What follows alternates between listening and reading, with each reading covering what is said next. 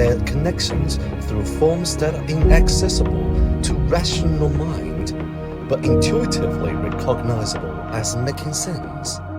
We do art.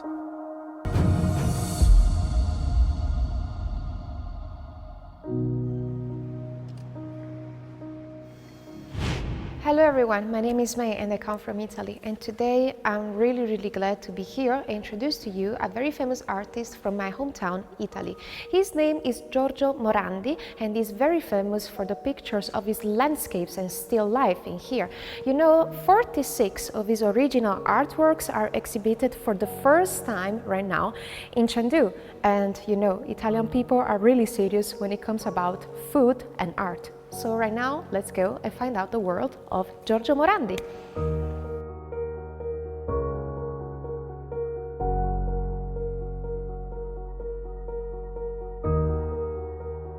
Morandi was actually born in Bologna, where he studied and he lived great part of his life before becoming famous and going all around the world. But there was only one particular. In the 40s, war hangs on the European continent. And so everybody stays home. Everybody goes through a really difficult time.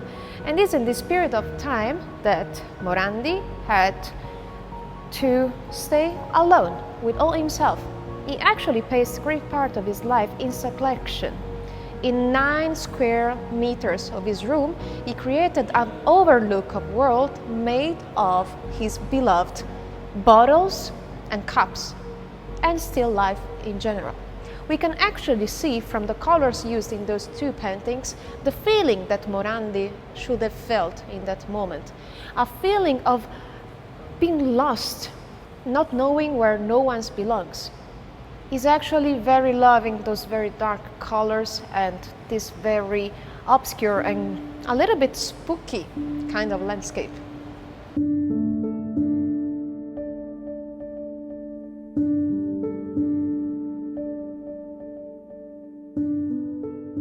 And right now we arrived on a very core part of Giorgio Morandi's art, which is etching. You know, etching is a really complicated process which requires a lot of work and a lot of dedication. As we can see here, the protagonist of this art is still life.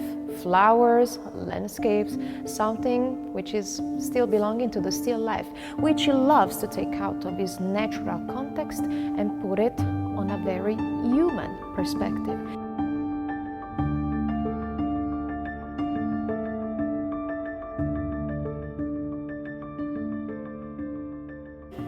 You know, at this part of his life, Giorgio Morandi discovers a brand new feeling, a feeling that oil canvases and also platinum plates could not give to him, which is the feeling of the watercolors on the rough paper. Watercolors give him a chance to express his art in an even simpler way than it was before. As we can see here in bottles, we still have bottles.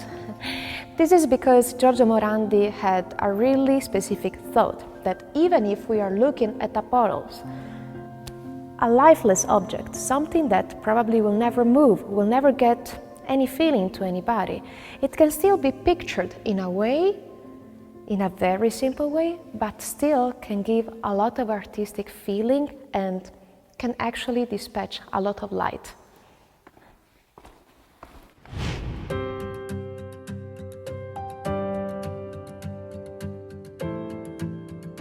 So, my friends, today's journeys in the world of art has finished, and I hope you did enjoy that as much as I did. What do you think? It's always a good thing to express our love in silence. That was all for everybody, and see you next time. Bye bye!